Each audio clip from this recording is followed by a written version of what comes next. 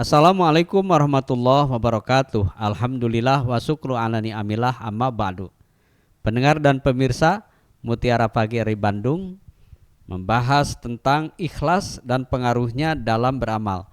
Akan dikupas oleh narasumber kami Ustadz Umar Yusuf M.Sos di pagi hari ini seperti apa ikhlas dan pengaruhnya dalam beramal. Ketika berbicara ikhlas itu sesuatu yang hanya berharap ridho Allah dan tidak berharap balasan apapun ya saja. Betul. Nah tentu sangat berpengaruh terhadap amal dan ibadah-ibadah yang lain. Ya. Seperti apa Ustaz? Ya, bismillah. Baik. Jadi ikhlas dan pengaruhnya dalam amal ya. Mungkin di episode yang sebelumnya sudah disampaikan, tapi itu tidak sebagian besar ya, sebagian kecil. Jadi berbicara ikhlas itu mudah diucapkan, susah dipraktekkan gitu ya. Kalau istilah bahasa A'agim itu tahu tidak katanya ikhlas kumaha yang seperti apa? Ikhlas beliau menganalogikan ketika seseorang masuk ke toilet, ketika masuk itu toilet harum gitu ya, harum karena memang bersih toiletnya itu. Nah kemudian dia keluar, dia masuk, sebelum keluar dia berpikir bagaimana supaya toilet ini tetap harum kan gitu ya. Maka yang dilakukan adalah membersihkannya. Nah pertanyaannya, apakah ada yang memerintahkan supaya toilet itu dibersihkan? Sebenarnya tidak ada, cuma dia berpikir awalnya itu harum maka keluarnya pun harus harum, maka dia melakukan sendiri. Itulah ikhlas katanya. Tidak ada intervensi yang lain. Dia peka. Jadi ketika masuk ini harum. Nah, ini kurang lebih seperti itu analogi ikhlas gitu ya. Saya akan mencoba mengutip beberapa ini menurut pendapat para ulama. Jadi ikhlas ini biasanya lebih dikonotasikan dengan diawali dengan sebuah niat gitu kan.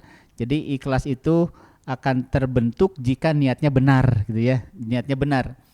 Ada dua pendapat. Pertama, untuk membedakan sebagian ibadah dengan ibadah yang lainnya. Nah, ini setiap ibadah itu pertama niatnya berbeda gitu ya. Tetapi ikhlasnya harus sama gitu ya. Misalnya ibadah sholat wajib dengan ibadah sholat sunnah itu niatnya berbeda ya. Niatnya berbeda. Tetapi ikhlasnya harus sama ya. Dua-duanya ikhlas ya.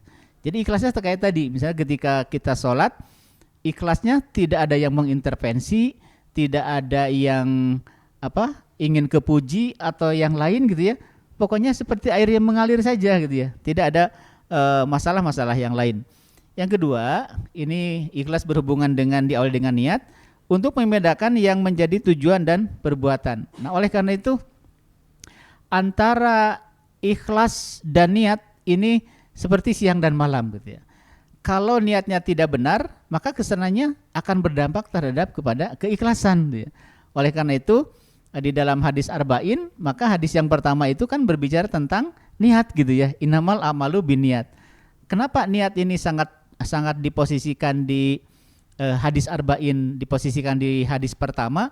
Karena kesananya itu berpengaruh terhadap keikhlasan seseorang. Makanya di mana ada niat, di situ ada ikhlas. Ikhlas dan niat ini harus satu kesatuan. Soalnya kalau tidak ada niat, niatnya bukan karena Allah, kesananya itu bukan artinya orientasinya bukan kepada Allah, sehingga berdampak terhadap ketidakikhlasan gitu ya. Bahkan sering kita mendengar dalam Al-Quran, dalam beragama pun itu kan harus ikhlas gitu ya. Mukhlishina lahuddin ya. Jadi ikhlas di dalam beragama. Artinya ikhlas dalam beragama di sini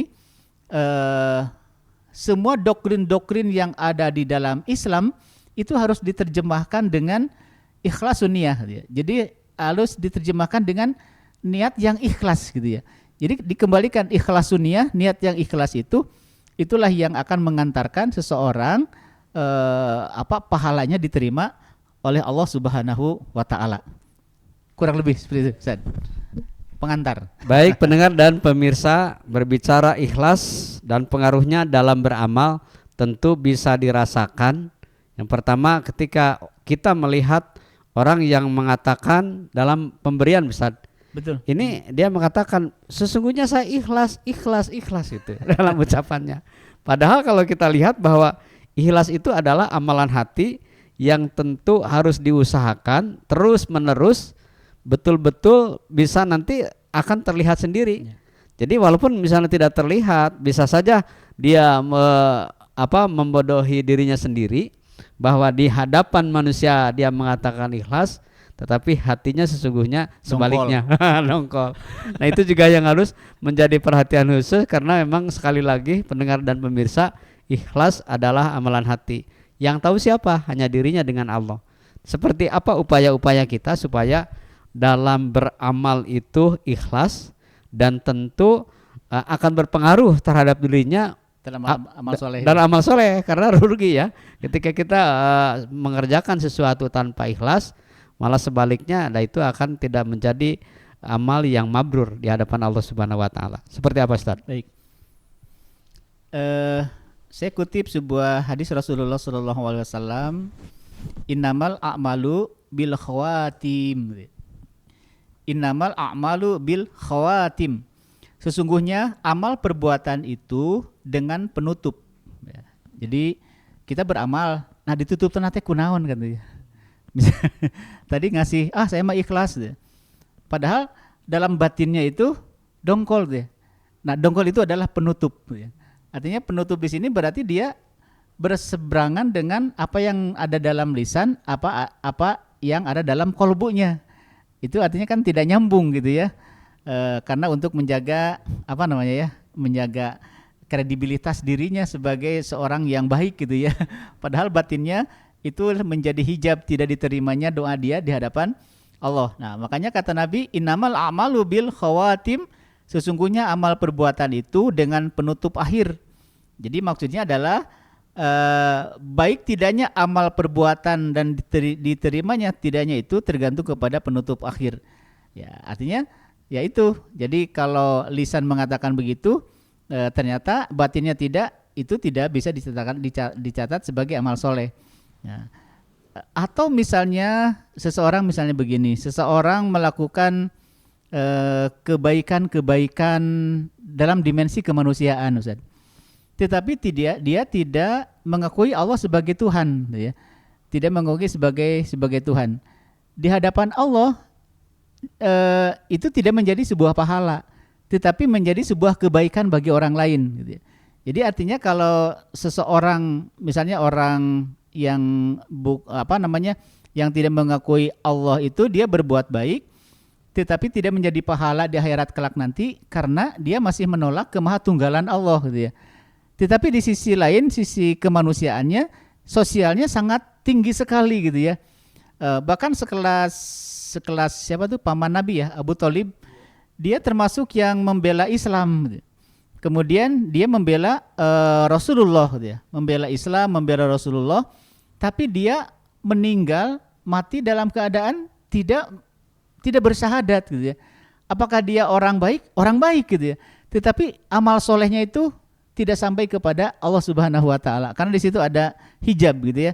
Jadi hijabnya ini sebuah akhir dari perjalanan amal soleh seorang Abu Thalib, tidak diterima amal solehnya, tetapi hanya diterima kebaikannya sama orang lain gitu ya, seperti itu. Karena di situ ada akhirnya dia tidak mengakui kemahatunggalan Allah gitu ya. Artinya akidahnya tidak membenarkan ketuhanan Allah Subhanahu wa taala, dan masih banyak gitu ya seperti itu. Nah, oleh karena itu harus sinkron gitu ya. Harus sinkron antara lisan kita kemudian dengan pemahaman kita gitu ya, akidah kita, keimanan kita. Karena seorang muslim itu melakukan sesuatu walaupun sebesar biji zarrah pun itu kan pasti akan dicatat gitu kan. Akan dicatat oleh Allah dan itu menjadi amal soleh. Jangankan itu, misalnya seorang muslim baru berniat mau melakukan kebaikan tapi tidak jadi. itu sudah dicatat menjadi sebuah pahala gitu kan. Tetapi ketika seorang muslim mau melakukan sebuah kejahatan tapi tidak jadi, itu tidak dicatat sebagai sebuah kejahatan, amal jahat ya. Artinya peluang seseorang masuk ke dalam surga itu lebih banyak ke surga baru niat saja gitu ya sudah dicatat amal soleh, apalagi perung kan seperti itu. Subhanallah pendengar dan pemirsa, ternyata kunci sebuah ikhlas itu adalah niat yang tulus, tidak ada beban, hanya berharap karena Allah. Ini banyak ketika kita menjadi indikator ikhlas itu sendiri. Bagaimana ketika kita ikhlas dalam bersedekah saja? Bagaimana ketika kita ikhlas dalam melakukan sesuatu padahal hati ini menjadi berat, merasa berat, baik ibadah makdoh maupun ghair makdoh. Ini juga menjadi tantangan buat kita sebagai umat muslim, karena sesungguhnya kalau kita timbang-timbang, justru semua amal itu tetap dasarnya harus ikhlas karena Allah, karena amal ikhlas itulah amal yang diterima oleh Allah Subhanahu wa taala. Ada upaya-upaya lain Ustaz untuk menuju sebuah keikhlasan agar diterima Allah Subhanahu wa taala. Baik, saya coba membaca sebuah hadis ya. Yuhsyarun nas ala niyatihim. Ya, ini diriwayatkan oleh hadis riwayat Ibnu Majah. Manusia itu dikumpulkan sesuai dengan niat mereka. Ya. Jadi kalau niatnya bukan karena Allah, mungkin kamu kumpul di situ ya. Gitu. Kalau niatnya karena Allah, dikumpulkan. Gitu. Bahkan ada sebuah hadis yang ini berkaitan dengan kejahatan manusia gitu ya. Kejahatan manusia selama di dunia gitu. Inna syarronas yaumal qiyamati manzilatan man tarakahu awadanasu itiqau fahsyih. Sesungguhnya inna syarronas yaumal qiyamati, sesungguhnya kelak nanti di yaumul qiyamah ada sekelompok manusia yang dijauhi oleh manusia yang lain. Kenapa itu dijauhi? Karena kejahatannya selama di dunia. Jadi dia tidak pernah berbuat kebaikan, justru dia selalu membuat orang lain itu takut gitu ya. Takutnya itu apakah dia misalnya tukang begal atau tukang membunuh dan sebagainya, atau suka menzalimi, menjelek-jelekan nama orang lain, sehingga dijauhi orang-orang yang seperti ini.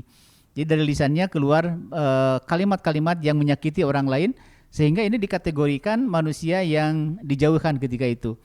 Nah, terkait masalah kembali kepada niat, bahwa niat itu bagian dari dari dimensi manusia, karena ini niat berhubungan dengan kolbu gitu ya, karena niat itu ada dalam hati, gerentas hati gitu ya. Sementara lisan itu adalah tugasnya untuk berbicara. Nah, bahkan di sisi lain kita bisa melihat misalnya bagaimana niat dalam sholat gitu kan, niat dalam sholat. Jadi menerjemahkan niat dalam kehidupan sehari-hari ini sangat luas sekali. Dari mulai sholat, dari mulai berbuat kebaikan gitu kan. Pokoknya orang-orang yang niat itu karena Allah gitu kan, maka itu akan dicatat menjadi sebuah kebaikan, sebuah pahala gitu. Bahkan niat yang baik itu dikategorikan amalan-amalan batin gitu kan. Amalan-amalan yang bisa jadi misalnya diterjemahkan juga oleh orang dalam pembayaran zakat misalnya, untuk menghindari riya misalnya, dia niatnya saya berniatnya langsung ajalah ke orangnya gitu kan. Saya juga tidak tahu apakah itu ketika dia mengatakan itu dikatakan kepada orang lain itu sebuah riya atau bukan gitu ya. Tetapi ada orang-orang yang mengeluarkan zakat, membayar zakat langsung ke orangnya gitu kan. Pokoknya segala sesuatu memang dikembalikan kepada niatnya gitu ya. Mudah-mudahan dengan hati yang tersibgoh gitu kan, hati yang tercelup dengan dengan ma'rifat-ma'rifatnya, itu akan mampu membentuk posisi atau kondisi niat kita, karena hidup ini tidak terlepas dari antara niat baik dan niat buruk ya, seperti itu. Kurang lebih seperti itu Ustaz. Baik. Ustaz, ketika ada orang yang sakit tak kunjung sembuh, kemudian dia mengatakan bahwa ya sudahlah, saya ikhlas menerima penyakit ini. Ya sudahlah ya. Ya sudahlah, saya tidak akan berobat. sampai kapanpun. Ini apakah ini menjadi gambaran seorang muslim yang ikhlas, dia menerima penyakit tapi di sisi lain dia tidak berikhtiar untuk sembuh. Padahal kalau kita lihat dari keterangan agama bahwa justru kita diwajibkan ikhtiar. Dan ikhlas itu semata-mata bukan karena menerima apa adanya, kita tidak berdaya berbuat sesuatu. Seperti apa Ustaz? Ya, baik. Apa namanya? Kalau ada istilah dalam Sunda, beak dengklak apa gitu ya. Ya, itulah satu gambaran kondisi apa ya? Kondisi keimanan setiap manusia ya gitu ya. Kondisi keimanan setiap manusia itu berbeda-beda. Itu dikembalikan kepada pertama pemahaman agama, gitu kan. Makanya orang beriman itu kan dibagi dua. Ada yang orang beriman itu dikatakan beriman, dia siap mendapatkan ujian, gitu kan. Ada juga yang tidak siap, gitu kan. Ada tidak siap. Nah, yang menjadi masalah yang tidak siap itu bahasa-bahasa seperti tadi itu sudah keluar ketika Allah memberikan ujian, padahal ujian itu belum seberapa. Kia-kia wae, sudahlah kalau begitu mah, kan gitu ya. Padahal dibandingkan dengan ujian yang Allah berikan kepada nabi sebelumnya itu sangat dahsyat sekali gitu ya. Padahal ketika Allah memberikan ujian kepada kita, Allah juga kan dalam bahasa Al-Qur'an, la yukallifullahu nafsan illa wus'aha gitu ya. Pasti Allah itu sudah mengukur gitu ya. Kamu ujian begini pasti kamu bisa. Cuma ada kalanya karena imannya itu belum stabil gitu ya. Akhirnya ya berpikirnya pesimis seperti itu. Tetapi orang-orang yang pesimis, orang-orang yang azamnya sangat kuat ya, kemauannya sangat kuat, jadi kuatul irodahnya muncul, dia akan berpikir ini belum seberapa dibandingkan dengan teman-teman di Palestina gitu kan, seperti itu. Di Palestina itu lebih dahsyat sekali, nyawa taruhannya, bukan penyakit bisul gitu ya. Tapi di sana itu tentara-tentara yang siap memberendel gitu ya. Ini dibandingkan sangat luar biasa. Nah, ini dikembalikan kepada keimanan. Makanya menarik ketika kita melihat pembantaian oleh Israel ke Palestina, ternyata itu yang ditanamkan di rakyat Palestina adalah keimanannya yang sangat dalam sekali, sehingga kematian itu bukan menjadi sebuah hal yang ditakutkan ya, seperti itu. Jadi untuk tarbiyatul imaniyah ini sangat perlu ada usaha yang maksimal gitu ya, sehingga tidak ngarasula seperti tadi. Ya sudahlah kalau gitu mah nggak usah ke rumah sakit kan ya, sampai payah di dia gitu kan. Itu kan pesimis gitu ya. Padahal Allah sedang menguji, siapa tahu dari tempat lain itu ada solusi yang lain. Mungkin kita pernah membaca kisah Nabi Ayub ya, yang mendapatkan penyakit koreng gitu kan. Karena begitu dalam riwayat itu belatungnya nempel sampai busuk gitu ya. Setiap beribadah kan disimpan dulu gitu ya. Setelah ibadah dimasukin lagi. Ada tidak seperti itu sekarang kan gitu ya. Tapi karena kesabarannya akhirnya kan Allah sendiri yang yang mengobatinya kan gitu ya. Dengan air yang memancar dari bumi itu, seperti itu. Ini luar biasa. Belum misalnya cerita-cerita Nabi yang lainnya gitu. Pendengar dan pemirsa, ikhlas sebagai sumber ketenangan hati. Ketika dalam berdoa, seorang yang berhati ikhlas, maka ibadahnya itu akan merasa tenang, akan merasa nyaman, akan merasa dekat sekali dengan Allah. Dan seolah-olah ibadahnya itu ingin seterusnya. Dia tidak akan merasa lelah, dia tidak akan merasa capek, justru dia akan merasa nikmat bahwa walaupun tidak melihat Allah, tapi dia meyakini bahwa Allah melihatnya sampai enaknya dalam beribadah. Luar biasa Ustaz ya. Betul. Nah, ini upaya-upaya terakhir seperti itu justru ini menjadi tantangan ketika kita mengukur bagaimana tingkatan ibadah kita Ustaz ya. Betul ya. Bahwa seperti apa upaya-upaya tersebut sehingga kita bisa meraihnya, sehingga menjadi hamba yang betul-betul ikhlas dalam beramal. Ya. Ya, pertama pemahaman agama kita mungkin diperbaiki gitu kan. Tidak hanya sebatas mengerti, tetapi pemahaman. Karena dengan memahami agama yang benar, itu akan menghantarkan kepada kepada keikhlasan tuh ya.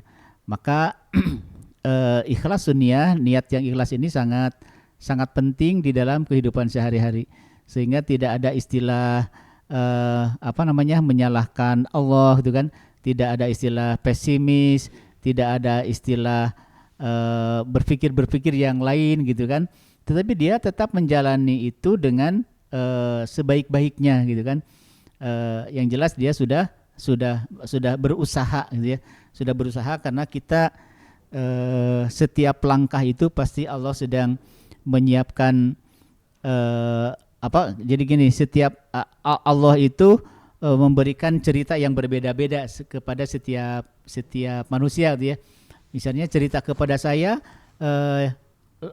cerita kepada saya itu ceritanya yang penderitaannya di sini gitu ya. Tetapi Allah sedang menyiapkan sesuatu yang sangat membahagiakan gitu ya. Atau misalnya kepada Ustadz, Allah mau membuat cerita seperti ini. Artinya setiap orang itu diberikan cerita yang menarik oleh Allah Subhanahu wa taala. Tinggal bagaimana kita itu menjalankannya dengan sebaik-baiknya. Yang jelas koridor-koridor ikhlas itu kan, karena ikhlas ini tingkatan tertinggi untuk sampai kepada insan kamil itu dilihat dari keikhlasannya gitu kan. Ini kalau memahami surah Al-Ikhlas gitu ya, ini kan juga berbicara tentang tauhid ya. Al-Ikhlas itu kan Qul huwallahu ahad Allahus samad. Kenapa disebut itu disebut dengan Al-Ikhlas gitu kan? Karena di situ aktivitas setiap manusia itu pasti dilibatkan. Karena di situ berbicara tentang tauhid, berbicara tentang ubudiyah gitu kan, berbicara tentang keimanan, pengakuan yang secara totalitas terhadap kemahatunggalan Allah Subhanahu wa taala. Pokoknya kita sebagai manusia lakukan apa yang Allah tetapkan, jangan melanggar apa yang Allah larang gitu kan. Tetapi jadikan bahwa ikhlas itu adalah senjata orang-orang yang beriman di dalam melakukan aktivitas ibadah, karena dengan mukhlisina lahuddin, dengan ikhlas dalam beragama itu menjadi ringan bagi dirinya. Jadi tidak ada beban gitu ya, tidak ada beban sedikit pun. Termasuk misalnya kita profesinya berbeda-beda, kemudian dengan beban yang berbeda-beda. Kalau diyakini dikerjakan dengan ikhlas gitu ya, itu tidak ada beban bagi dirinya. Justru dia itu merasa memiliki dedikasinya tinggi, loyalitasnya tinggi, karena bagi seorang muslim apapun profesinya itu menjadi sebuah ladang amal, jadi amal soleh gitu ya. Baik pendengar dan pemirsa, ikhlas dan pengaruhnya dalam beramal, tentu perjalanan yang sangat panjang ketika menuju keridhaan Allah Subhanahu wa taala, yaitu keridhaan sejati melalui ikhlas, bersedekah, bekerja keras, berdoa dan beribadah dengan ikhlas yang tulus, membawa kebaikan yang tidak hanya terasa oleh orang lain tetapi juga oleh dirinya sendiri. Untuk itu mari kita bersama-sama mencari makna sejati dari ikhlas dalam beramal untuk membawa kebaikan hati dan kehidupan kita yang abadi tentu kelak di yaumul qiyamah. Sampai di sini jumpa kita di Mutiara Pagi RRI Bandung. Subhanakallahumma bihamdika asyhadu an la ilaha illa anta astaghfiruka wa atubu ilaik. Wassalamualaikum warahmatullahi wabarakatuh.